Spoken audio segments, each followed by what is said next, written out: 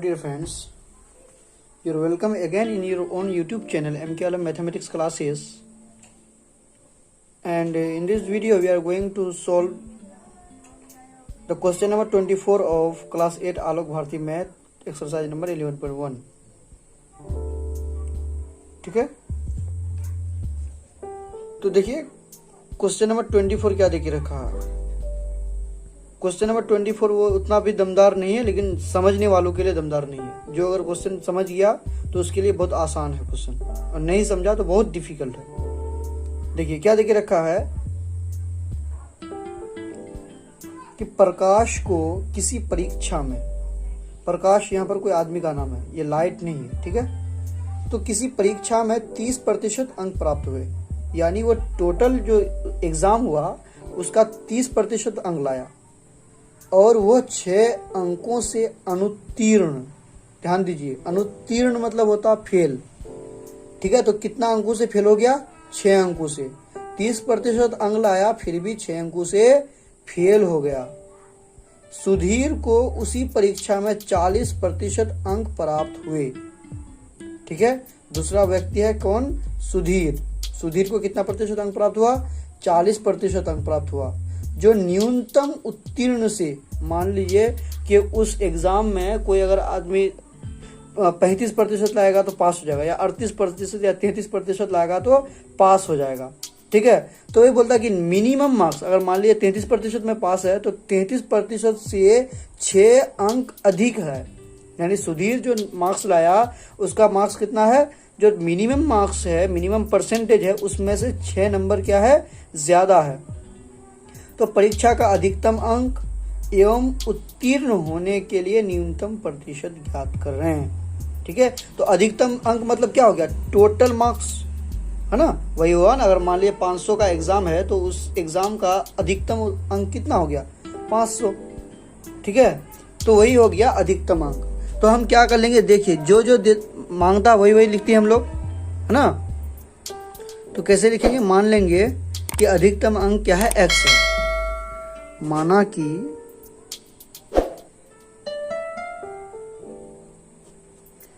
परीक्षा का अधिकतम अंक x है, ठीक है। ये तो हुआ अधिकतम अंक। इसमें 2 चीज मानना पड़ेगा, 2 चीज निकालने के लिए बोलता है, और ये भी निकालने के लिए बोलता है ना कि अधिकतम अंक और उत्तीर्ण होने के लिए न्यूनतम प्रतिशत, ठीक है। तो न्यूनतम अंक भी निकालना पड़ेगा हमको, है ना। तथा न्यूनतम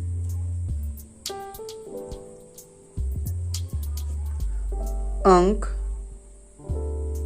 y है। यहां तक कोई प्रॉब्लम नहीं ना। मान लिए कि उसमें टोटल जो मार्क्स है वो x है, और minimum marks which is required to pass the exam, then that is y, ठीक है। अब देखिए कौन लाया? प्रकाश। कितना प्रतिशत मार्क लाया? 30%, x का 30%। तो लिखेंगे इसीलिए प्रकाश द्वारा प्राप्त अंक कितना है? x का 30%, यही है ना। लेकिन वो x का 30% लाया तो पास नहीं हुआ, बल्कि वो मिनिमम मार्क्स है उसमें से 6 अंक कम हो गया। तो अकॉर्डिंग टू क्वेश्चन क्या हो जाएगा? x का 30% ये मिनिमम मार्क्स से 6 नंबर कम है, यही तो होगा। अब इसको थोड़ा सा सोल्व कर लीजिए, इक्वेशन फॉर्म बनेगा आपका। यानी x का को हटाएंगे तो गुना, और प्रतिशत को हटाने के लिए बटे में 100, और यहां पर आ जाएगा y माइनस 6। कोई दिक्कत? यहां से 0 0 का कैंसिल आउट कर लीजिए, आपको मिल जाएगा x गुना 3 3x, और ये 10 को उधर भेज दिए तो 10 गुना y 10y और -10 गुना 6 कितना हो गया 60। इसको हम इक्वेशन 1 फॉर्म कर लेते हैं। कोई दिक्कत? अब किसका मार्क्स लेके चलेंगे? सुधीर का। लिखेंगे अब सुधीर द्वारा प्राप्त अंक। तो क्या हो गया? बराबर, यहां पर कोमा नहीं होगा, क्या हो जाएगा 40%, तो x का 40%। और ये कितना लाया है? x का 40%, यानी अकॉर्डिंग टू क्वेश्चन यहां पर भी लिख देते हैं x का 40%, यानी x गुना 40%। और ये मिनिमम मार्क्स से 6 नंबर ज्यादा लाया है, तो मिनिमम मार्क्स से 6 नंबर ज्यादा। कोई टेंशन होना भी नहीं चाहिए। यहां से हो जाएगा क्या? x गुना 40/100 और बराबर हो जाएगा y + 6, ठीक है ना। और 1 0 का मर्डर हो जाएगा, यानी x गुना 4 हो जाएगा आपका 4x, बराबर आ जाएगा 10 गुना y 10y प्लस 10 × 60। इसको हम कर लेते हैं इक्वेशन नंबर 2। अब देखिए ये हो गया इक्वेशन नंबर 1, ये हो गया इक्वेशन नंबर 2। अब क्या करेंगे हम? समीकरण देखिए y 10y यहाँ पर भी है, यहाँ पर भी 10y है, तो एक इक्वेशन से दूसरा इक्वेशन को अगर सब्ट्रैक्ट करेंगे, घटाएंगे, तो y कैंसिल हो जाएगा, आपका एक ही वेरिएबल बचेगा, सिर्फ x बचेगा। तो लिखेंगे समीकरण 1 से 2 को घटाने पर, समीकरण 1 से 2 को घटाने पर, तो एक ये है 3x बराबर 10y - 60, और दूसरा इक्वेशन क्या है? 4x बराबर 10y + 60। अब देखिए चूंकि घटा रहे हैं तो साइन में चेंजिंग आएगा, ऑपोजिट साइन हो जाएगा, यानी यहाँ पर प्लस छुपा हुआ माइनस हो जाएगा, यहाँ पर भी प्लस छुपा हुआ माइनस, और यहाँ पर प्लस तो माइनस हो जाएगा। अब देखिए 3x से 4x गया तो -x बचेगा, है ना। 3x से 4x जाएगा तो -1x, और 1 लिखा नहीं जाता है। अब देखिए ये प्लस में 10y, ये माइनस में 10y, दोनों का कैंसिल आउट हो जाएगा, बराबर हो जाएगा -120, ठीक है। माइनस माइनस दोनों तरफ कैंसिल हो जाएगा। यानी इससे पता चला कि उस एग्जाम का जो टोटल मार्क्स है वो कितना है? 120 नंबर है। पता चला ना। अब हमें क्या करना है? हमको यहां से निकाल लेना है कि उस एग्जाम का मिनिमम मार्क्स, मिनिमम प्रतिशत है ना, निकालना है। तो इसको क्या करेंगे? समीकरण 1 में रख देते हैं। लिखेंगे x बराबर 120 समीकरण 1 में रखने पर,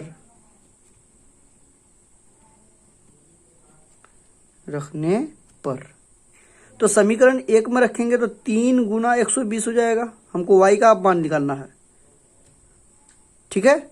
बराबर हो जाएगा 10y - 60, और 12 तिया 36, यानी आ जाएगा आपका 36 और 1 0 360, बराबर आ जाएगा आपका 10y - y दे दीजिए 60। कोई दिक्कत तो नहीं है यहाँ तक। अब यहाँ से क्या कर लेते हैं? थोड़ा सा y का वैल्यू निकालने के लिए यहाँ पर लिख देते हैं। देखिए ये पूरे को इधर लेके आइएगा तो 10y - 60 हो जाएगा, यानी 10y - 60 ये बराबर होगा 360 के। कोई तकलीफ नहीं। यहाँ से आप y का वैल्यू निकालना है तो 10y बराबर 360 और प्लस में 60 आ जाएगा, वो वाला 60 इधर लाएगा तो प्लस में हो जाएगा, यानी यहाँ से आपका आ गया 10y बराबर 420, यही होगा ना। और y का आपको मान निकालना है, इसीलिए y बराबर कितना आएगा? 420/10, 1 0 कैंसिल हो जाएगा, y बराबर आपका आ गया 42। यानी उस एग्जाम में कितना नंबर लाना पड़ेगा? 120 का है ना एग्जाम है, x का मान आपका 120 आया ना, 120 का एग्जाम है, 42 नंबर लाना पड़ेगा। लेकिन मेरा क्वेश्चन ये नहीं है, हमको निकालना है कि मिनिमम न्यूनतम प्रतिशत ज्ञात करें, प्रतिशत निकालना है। तो इसीलिए प्रतिशत में निकालने के लिए क्या करते हैं, टोटल मार्क्स को है ना, जो जितना मार्क्स है उससे टोटल मार्क्स को नीचे रखते हैं, भाग देते हैं, और 100 में प्रतिशत निकलता तो गुना 100 और प्रतिशत लगा देंगे। ठीक है, 1 0 यहाँ से कैंसिल होगा, यहाँ से काटेंगे तो 6 7 42, 6 दूना 12, 6 7 42, 2 5 6 10, यानी 7 गुना 5 35%। ठीक है, तो यहां पर क्या लिखेंगे, अतः परीक्षा का अधिकतम अंक बराबर 120 तथा न्यूनतम प्रतिशत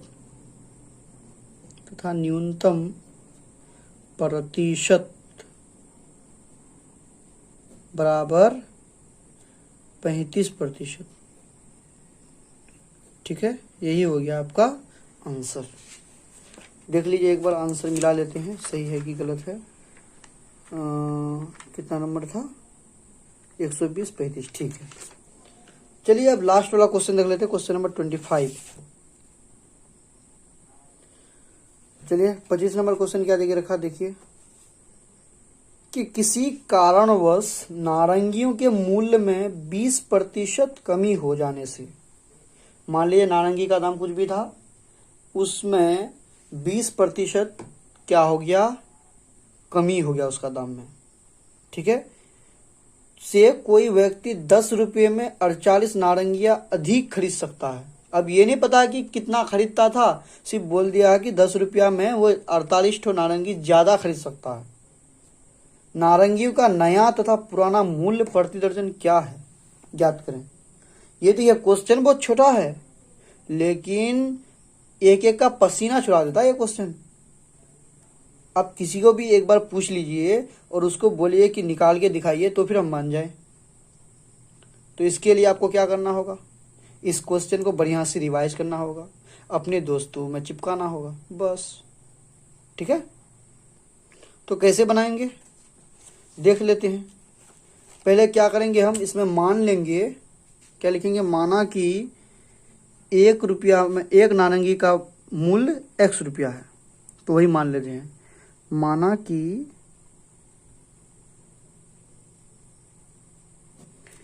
एक नारंगी, ध्यान से देखिए आप,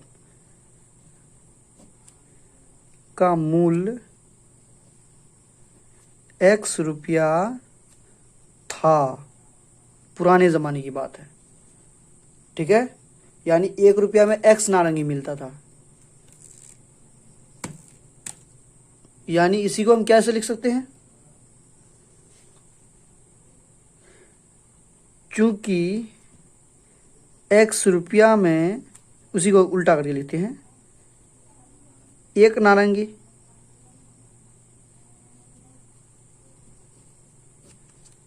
इसीलिए 1 रुपया में कितना नारंगी मिलता, बताइए तो आप, 1/x नारंगी। समझिए इस बात को। अगर हम बोलेंगे 5 रुपया में एक नारंगी, तो 1 रुपया में कितना हो जाएगा, 1/5 नारंगी, यानी उसका 5 गो टुकड़ा करेंगे तो 1 टुकड़ा मिलेगा। यही तो बात है, इतना नारंगी।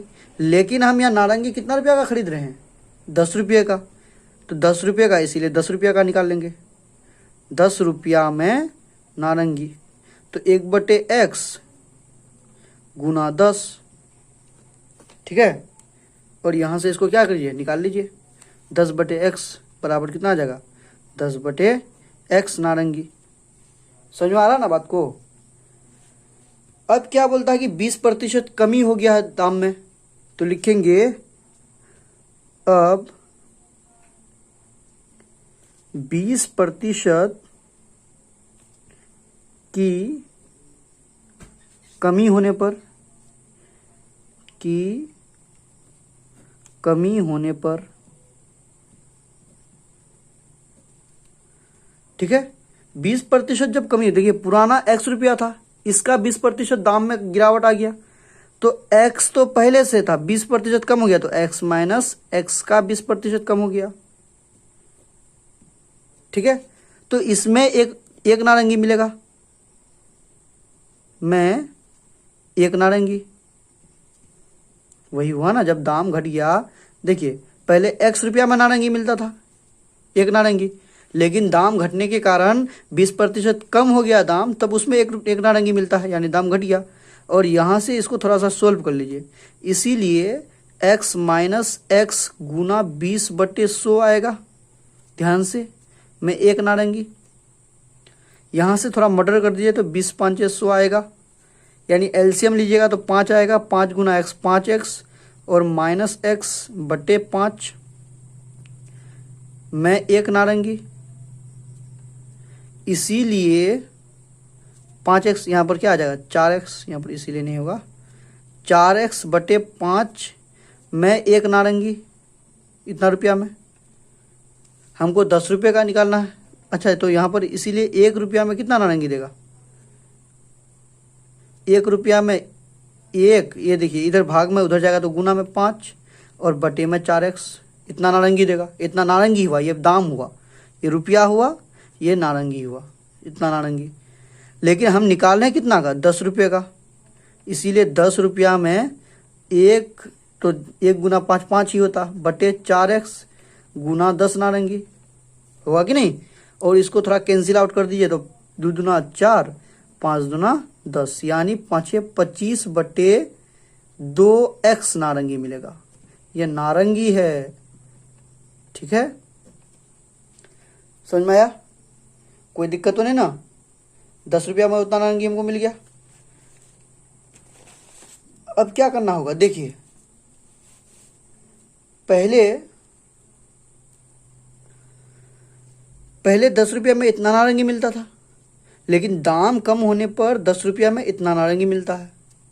तो एक बात दिमाग लगाइए, पहले इतना नारंगी मिलता था उसी 10 रुपया में, अब इतना नारंगी मिलता है, तो यानी ये जो नारंगी है 48 ठो नारंगी ज़्यादा है। क्वेश्चन में देखिए दिया है कि 10 रुपया में इससे पुराने ज़माने के नारंगी से अभी क्या मिलता है, 10 रुपया का नारंगी 48 ठो नारंगी ज़्यादा मिलता है, यानी इसमें 48 छुपा हुआ है।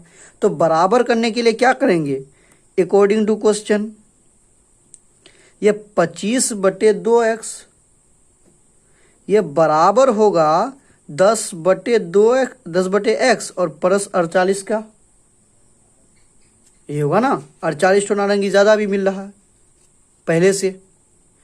अब यहाँ से क्या कर लीजिए, थोड़ा सा इसको सोल्व कर लीजिए, यानी 25/2x और यहाँ पर बटे का जोड़ कर लीजिए तो x आएगा एलसीएम, तो 10 आ जाएगा, प्लस यहाँ पर 1 छुपा हुआ, 1 गुना x बराबर 48 गुना x हो जाएगा 48x, ठीक है, 48x हो जाएगा।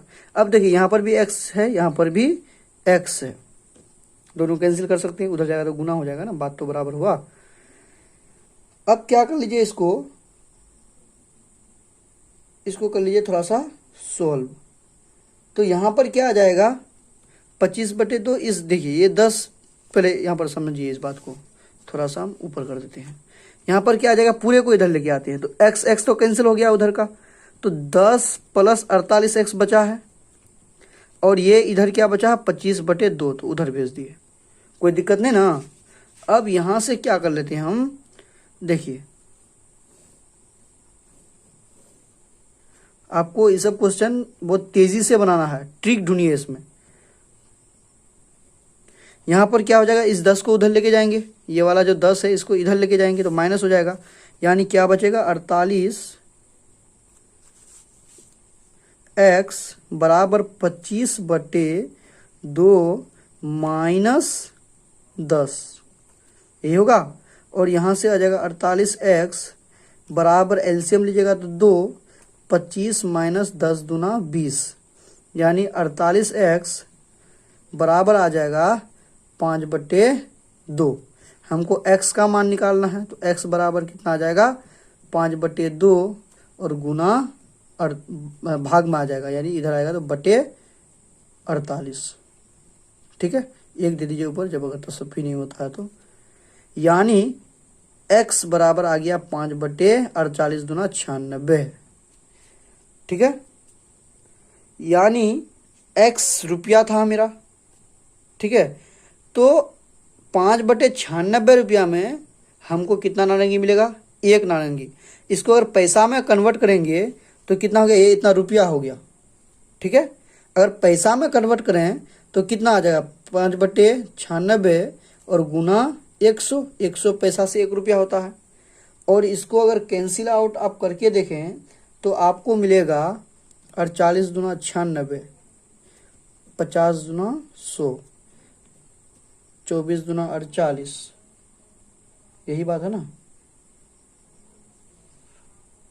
25 दूना 50, 3 8 24 और निकटता है, यानी x बराबर आपका आ गया 25 गुना 5 625, 125 सॉरी, 25 गुना 5 125/24 पैसा, ये हो गया आपका पैसा। यानी एक इसका दाम क्या था, नारंगी का दाम 125/24 पैसा है। हमको निकालना है 12 नींबू इसका नारंगी का दाम। ठीक है, 1 दर्जन। क्वेश्चन में क्या दिख रखा है कि नारंगी का नया तथा पुराना मूल्य प्रति दर्जन क्या था, ज्ञात करें। तो हम क्या मान लिए हैं, ये वाला माने हम लोग पुराना मूल्य है ना।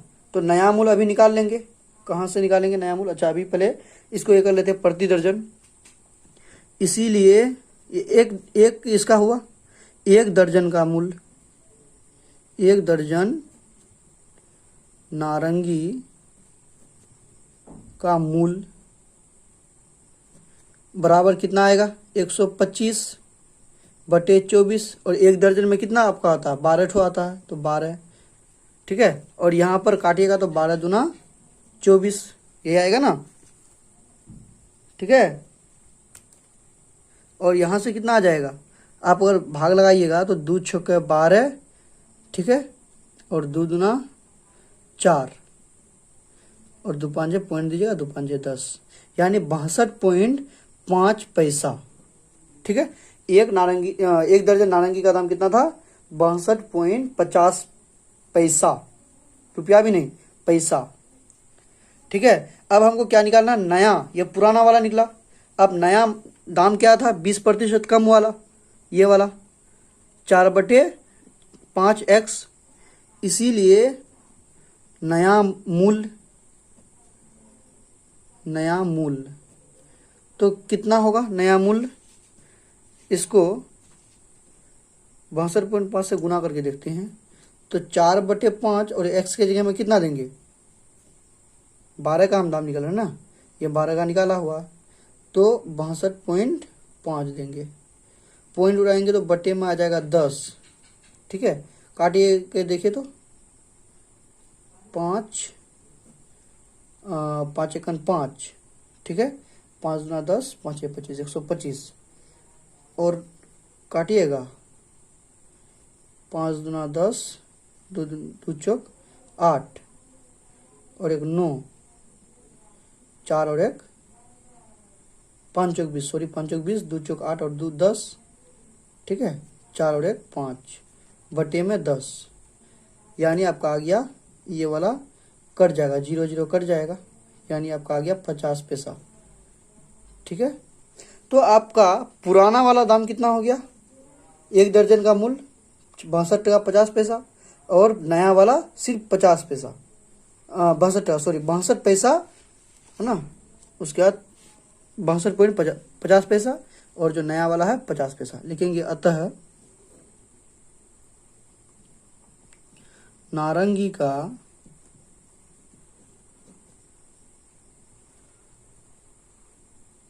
नया मूल्य प्रति दर्जन बराबर 50 पैसा, तथा पुराना नारंगी का पुराना मूल्य प्रति दर्जन बराबर 62 टका 5 पैसा। ठीक है, आपका ये भी एक्सरसाइज हो गया कंप्लीट, है ना। एक्सरसाइज नंबर 11.1 कंप्लीट हो गया। इसके बाद जो है आपका चैप्टर का नाम है वो क्या है, लाभ और हानि, प्रॉफिट एंड लॉस। ठीक है, तो उसका एक हम बेसिक सा वीडियो ऐसे ही डाले हुए हैं, उसको फिर दोबारा थोड़ा सा बता देंगे, उसके बाद उसका क्वेश्चन का सोल्यूशन करेंगे। और तब तक के लिए ये जो क्वेश्चन है आप बढ़िया से इसको सोल्व कीजिए दिमाग लगा करके। ठीक है, ये स्टेप हो सकता है कि पहला बार में ये क्वेश्चन आपको समझ में नहीं आए, इट इज पॉसिबल। ठीक है, तो आपको क्या करना है, बार बार ये करना है। इसमें अगर नहीं होता है तो फिर दोबारा रिवीजन कीजिए कि कैसे कैसे आया, हम तो बता देना कैसे कैसे आया, उतना दिमाग लगाना है। उसके बाद अगर आपको समझ में आ गया तो फिर दूसरे को भी थोड़ा सा इसको बता देना है। ठीक है, तब तक के लिए बाय बाय।